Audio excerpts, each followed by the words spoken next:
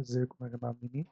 احنا في الفيديو اللي فات اتكلمنا على الكلاينت بشكل اساسي، وقلنا الكلاينت ده في الاخر بيبعت ريكوست للباك اند سيرفيس، والباك اند سيرفيس بترد بريسبونس، والكلاينت بيقدر يظهر بطريقة ما الريسبونس دي لليوزر، والكلاينت ما هو اللي عبارة عن سوفت وير في الاخر. قلنا اول نوع من الكلاينتس اللي عندنا اللي هو الويب براوزر. الويب براوزر عشان يقدر يظهر اليوزر انترفيس لليوزر بشكل مقبول بيستخدم HTML و CSS و جافا سكريبت. بنطور مثلا ابلكيشن فرونت اند باستخدام HTML و CSS و جافا سكريبت، والويب براوزر هيبدأ يعمل بارسنج ليهم ويظهرهم لليوزر. تمام. واتكلمنا عن التاريخ الويب براوزر، ازاي نقدر نعمل ديفلوبمنت الفرونت اند ابلكيشن بحيث انه يرن على الويب براوزر. واتكلمنا اول حاجه ان الناس الاول كانت بتستخدم HTML وجافا سكريبت وجيسون وجيسون ايه معلش HTML وجافا سكريبت و CSS لغاية لما وصلنا للفريم وركس المختلفة. وقلنا إن البراوزر ممكن يكلم الباك اند سيرفيس وعاوز الريسبونس تكون HTML أو عاوز الريسبونس تكون جيسون. المهم التفاصيل هتلاقوها في الفيديو اللي قبل الفيديو ده. نيجي على الموبايل ابس نفس الفكرة، بس هي ما بترنش على البراوزر من اسمها، هي في الآخر بترن على الموبايلز اللي هي مثلا انت بتستخدم موبايل اندرويد، موبايل اي او اس، ايا كان نوع السوفت وير او الاو اس الخاص بالموبايل ده. الفكرة ايه في الموبايل؟ برضه هنحاول نفهم الدنيا بترن ازاي في الموبايل. في الموبايل ابس بترن ازاي او بتشتغل ازاي بأوفر فيو يعني، بحيث ان احنا ندي نظرة شاملة او نظرة عامة ازاي الحاجة دي بتشتغل. تاني، انت حتى لو انت شغال باك اند وانت مش شغال موبايل، بس يهمك تعرف الحاجة اللي انت بتعمل انتجريشن او الكلاينت اللي بيكلمك ازاي بيرن بشكل عام، حتى لو انت مش المسؤول عنه. نفس الفكرة قلناها في الويب براوزر. طب ايه الفكرة بقى في الموبايل ابس؟ في الاخر انت بيكون عندك الموبايل عبارة عن ايه؟ نفس البي سي او اي حاجة. اول لاير عندك بيكون عبارة عن الهاردوير. تمام صح معايا؟ الهاردوير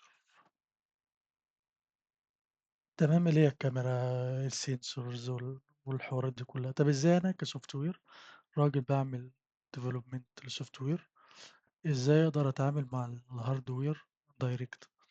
فالحقيقة انت كواحد بتعمل ابلكيشن انت ما بتعملش الحاجة دي بطريقة دايركت. يعني انا واحد بعمل اب كده، إيه اللي بيحصل عشان اتواصل مع الهاردوير؟ مش بيحصل دايركت، بيبقى في لايرز بينك وبين الهاردوير اللي هو عبارة عن ايه؟ هنا اللي هو الاوس، اللي هو نظام التشغيل. تمام. نظام التشغيل ده ممكن يبقى على حد نظام التشغيل بقى اللي هيحدد نوع الديفايس بتاعتك. لو انت نظام التشغيل بتاعك اندرويد، فانت كده معاك اندرويد ديفايس. اي او اس، فانت معاك اي او اس ديفايس ايا كان. فدي هنقول لها اشهر حاجه موجوده في الاي او اس في الموبايل ابس. او اس في الموبايل ابس سواء اندرويد او اي او اس. تمام. فالاو اس هو من خلاله بيبدأ يتعامل مع الهاردوير مباشرة. تمام، انت مش بتنتراكت مع الهاردوير بشكل دايركت. طب برضو ماشي، هل انا مطلوب مني كواحد هعمل اب اروح اكتب كود؟ طب الكود ده اكتبه بلغتي؟ اللي بيحدد ده الاو اس الخاص بيه. يعني بتوع اندرويد يقول لك والله انت عشان تكتب اب يرن على الاو اس بتاعنا لازم تكتبه بلغه كذا وكذا لان احنا بنسبورت اللغه دي. بتوع اي او اس هيقول لك والله انت عشان تكتب اب يرن على الاو اس بتاعنا لازم تكتب الاب بلغه كذا كذا لان احنا بنسبورت اللغه دي. طب في الاندرويد ايه اللغه اللي بيدعموها؟ بيدعموا جافا، وبيدعموا أظن كوتلين، كوتلين جافا وبعد كده ظهرت كوتلين. في الاي او اس أظن بيدعموا اوبجيكتيف سي وبعد كده ظهرت لغة برمجة اسمها سويفت. يعني في الاندرويد هتلاقي بشكل أساسي الناس بيستخدموا ايه؟ جافا وكوتلين. نيجي مثلا للاي او اس هتلاقي الناس بيستخدموا سويفت. أنا مش متأكد، أنا ناسي، بس هنتأكد دلوقتي لما نعمل سيرش اوبجيكتيف سي. حاجة شبه كده، أنا ما أعرفش أنا مش متأكد، هنبقى نعمل search عليها نشوفها، بس في الأندرويد في الأول كانوا بيسبورتوا جافا وبعد كده بدأوا يسبورتوا كوتلين، في iOS بيتهيأ لي اللي هي objective C ما أعرفش أنا مش متأكد من الاسم، وبعد كده swift بس هنشوف اللغة. طب هل أنت عشان تعمل تطوير للapplication بتاعك بتتعامل مع الOS direct؟ لأ، بتوع الOS بيقدموا لك framework من خلاله تقدر تطوّر الapplication بتاعك. طب ليه بيقدموا لي framework؟ بيسهّلوا عليك الدنيا، يعني أنت مش لازمًا تبني كل حاجة من الأول، يعني أنت هتلاقي already في حاجات مشتركة ما بين كل الapps، ليه أنا أخلّي كل واحد يروح يعمل development للحاجة دي بنفسه؟ فأنا هاضيف layer هم بتوع الشركة بيبدؤوا يشتغلوا على إيه، على framework، بيقدموا لك framework تمام، فأنت بتبدأ تستغل الframework ده عشان تبدأ تعمل development لapps سواء بقى لأندرويد أو iOS تمام. الدنيا دي كانت شغالة تمام، جه بقى إحنا عندنا نوع تاني layer تاني من الapps، هو قال لك إيه والله، الapp اللي الناس بتكتبه للأندرويد بيرن على الأندرويد بس، الapp اللي الناس بتكتبه للiOS بيرن على الiOS بس، فأنا هاجي كده كlayer هاعمل إيه، حاجة اسمها cross platform زي إيه، زي flutter. طب إيه الفكرة بقى من الحوار ده؟ تعالَ كده عندك flutter،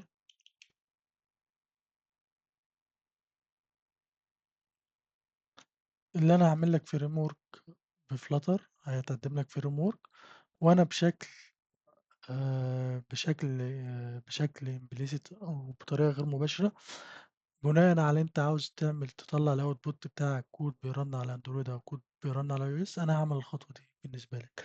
أنت هتكتب الكود مرّة واحدة وأنا في كده خطوة هاعملها هاطلّع لك application أندرويد وهاطلّع لك application iOS تمام، فأنت من خلال flutter ممكن إيه، تطلّع application يرن على أندرويد وapplication يرن على iOS من خلال إيه، هو كود واحد نفس الكود base. لكن هنا بقى والله أنا لو شركة شغالة وبندعم الأندرويد وبندعم الiOS عن طريق جافا أو كوتلين والiOS عن طريق لغة البرمجة بتاعته، فأنا هاضطر يبقى هاعمل application مخصوص يرن على أندرويد وأعمل application مخصوص يرن على iOS، لكن flutter جات سهّلت الدنيا والحاجات المشابهة ليها، قالت لك لأ أنت هتكتب الكود مرة واحدة وأنا بطريقة غير مباشرة أنت مش مسؤول عنها، أنا هابدأ أطلّع الoutput الكود اللي هيرن على أندرويد والoutput اللي هيرن على iOS تمام، تمام. بس في الآخر flutter ما بتعملش حاجة magic، في الآخر الأندرويد مش هيفهم غير الحاجة اللي مكتوبة بجافا وكوتلين معمول بيها، فالflutter هي في الآخر بتدّي له حاجة مكتوبة بجافا. طب برضه الiOS مش هيفهم غير الحاجة اللي مكتوبة بلغة البرمجة اللي هو بيسبورتها، فهو في الآخر لازمًا هيطلّع حاجة ترن على نظام التشغيل اللي هو الiOS، بس ده بكل بساطة. إحنا في الآخر بيبقى عندنا موبايل app، هل عندنا أي حاجة تمثّل الموبايل؟ لأ، ماشي، تعالَ نرسم رسمة كده بسيطة، فأنا في الآخر بيبقى عندي موبايل كده مثلًا أيًا كان بقى، بارسم حاجة. الموبايل برضه نفس الفكرة بيروح يكلم السيرفر بتاعنا،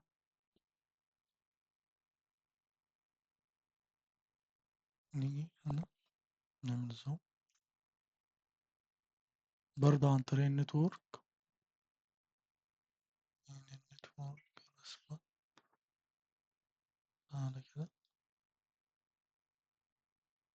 ماشي،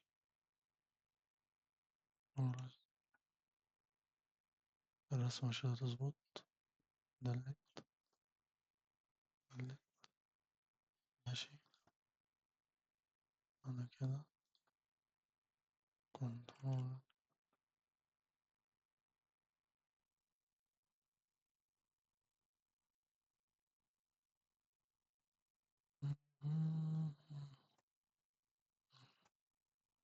ماشي، ماشي.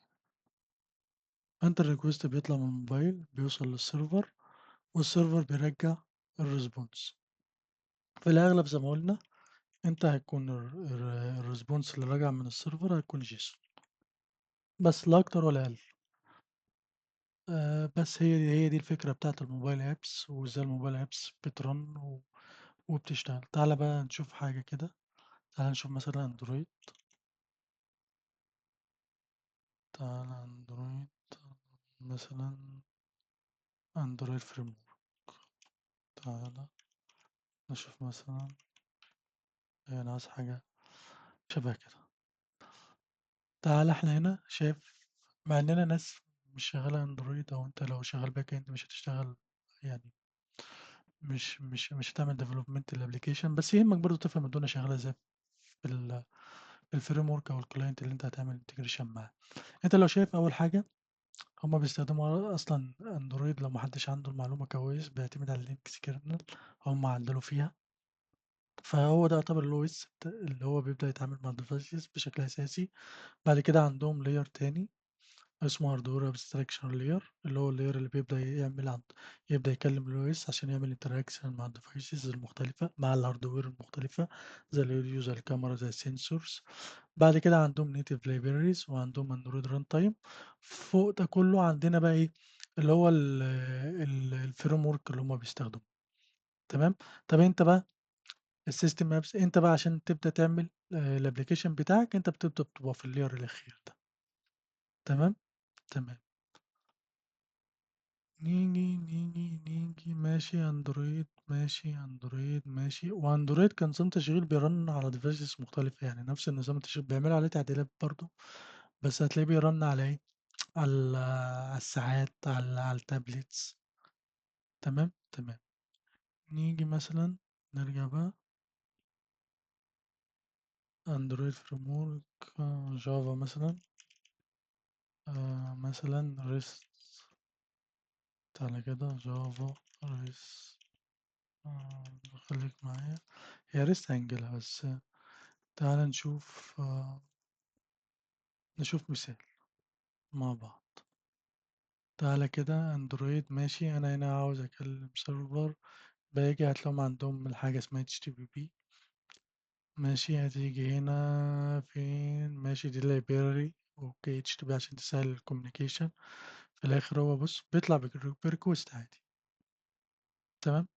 ولمّا بيطلع بالrequest ده، مثلًا نفس المثال لو تفتكروا الفيديو اللي فات شُفنا، أظن أغلبهم في الحاجة اللي هي proof of concept أو كمثال بيستخدموا اللي هي service اسمها JSON placeholder عشان يعملوا مثال عملي يعني.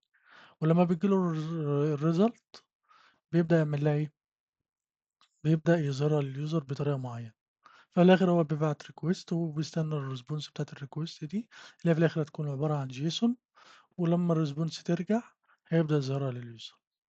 ده بس اللي إحنا عاوزين نظهره. طب تعالَ نشوف الiOS. iOS مثلًا تعالَ كده، ماشي تعالَ نشوف هنا، تعالَ نشوف الiOS. مش مقدّم كتير، عاوزين حاجة تكون كده متنظمة بطريقة أحسن. نفس الفكرة. أنت بيبقى عندك الCore OS بتاعك اللي هو بيبدأ يتعامل مع الhardware وبيبدأ تكون فيه وبيبدأ يقوم بالشغل بتاعه. تاني حاجة عندك Core Services دي layers هم عاملينها. بعد كده عندك الmedia layer، بعد كده عندك كذا layer، بعد كده أنت بتيجي الapplication layer اللي أنت بتبدأ تعمل development للapplication عن طريق الframework. طب تعالَ iOS، أيوه.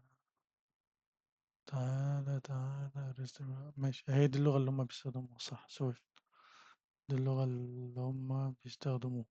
طب تعالَ نشوف، مش هنلاقي الدنيا بعيد، شايف الresponse راجع كJSON format. الراجل هيعمل إيه، هيعمل perform by call، بيروح يكلم الendpoint دي، لمّا بييجي له الdata بيبدأ، معلش يا عم، بيبدأ يعمل لها decode عشان يبدأ يظهرها، ويبدأ يظهرها بطريقة ما معينة على الUI. تحس إن كل حاجة شبه بعضيها. فاهمين؟ يعني ده أنا باوريكم حاجات مختلفة عشان تبدأوا يعني تتيقنوا أو تفهموا أو تستوعبوا إن كل الconcept واحد، اللي بيختلف طريقة الimplementation. يعني الconcept أقصد بإيه، في الآخر أنت بيبقى عندك backend service وعندك client، الclient ده بيبعت request للbackend service، ولمّا تيجي الresponse الclient بيبدأ يعمل لها parsing ويفهمها ويظهرها للuser بطريقة معينة. الbackend service الframework فيه كتير، بس في الآخر still كلّهم بيقضّوا نفس الغرض. طبعًا بيبقى فيها حاجات فروقات، بس في المستوى بتاعنا دي ما يهمناش الفروقات دي حاليًا، لإن في الآخر إحنا بالنسبة لنا عاوزين service run ترجّع لنا الresponse بتاعة الrequest. كذلك الclient هي حاجة بتظهر data للuser بطريقة معيّنة، وبطريقة يعني simple للuser بحيث إن الuser يشوف الdata يعني تكون منظرها بسيط بالنسبة له، مش هيروح هو يقرا JSON عشان يفهم الdata.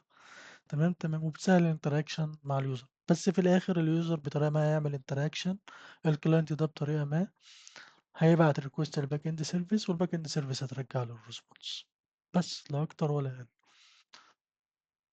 تعالَ نشوف الiOS supported.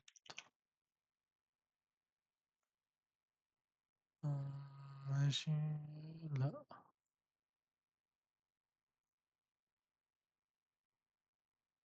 as development ماشي، عندنا Swift وعندنا Objective C صح. Swift ظهرت بعد Objective C. تمام. هو الموقع بيعمل load بوقت عالي، دي الفكرة بشكل أساسي، عقبال الموقع ده يعمل load. نيجي طبعًا إحنا كده فهمنا إن الclients بالنسبة لنا كbackend services هُم في الآخر بيبعتوا request وبيستنوا response. طب الclient الناس برضه بتكون متفاجئة بيه أو في ناس مش بتكون مدركاه في الأول، إن الclient ممكن يكون backend service عادي زيها زي الbackend service بتاعتك، اللي هو عبارة عن إيه؟ أنت يكون عندك مثلًا وحِش، أنت يكون عندك مثلًا تعالَ هنا server والserver ده بيترن عليه service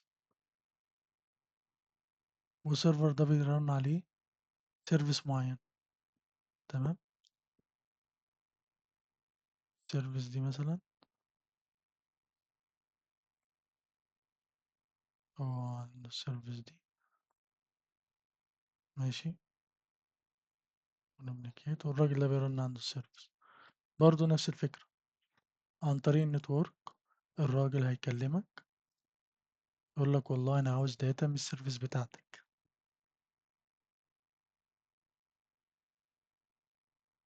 وأنت هترد عليه بresponse. هنا بقى إحنا قلنا الclients نفرق بقى بين نوعين من الclients دي اللي يهمنا بقى، في client بيرن عند الend user وفي client بيرن عند الserver، تمام؟ هنيجي هنا إيه الclient اللي بيرن عند الend user؟ أول حاجة الweb browser software بيرن على الماشين الخاصة بالuser، الموبايل app في الآخر software بيرن على الماشين الخاصة بالuser، لكن الback end service مش ماشين مش software بيرن عند الuser لأ، ده software بيرن على server، عشان كده إحنا مش لازم هنا نلتزم بJSON، يعني أنت هنا ممكن هتلاقي في حاجات بترجّع JSON، في حاجات بترجّع XML.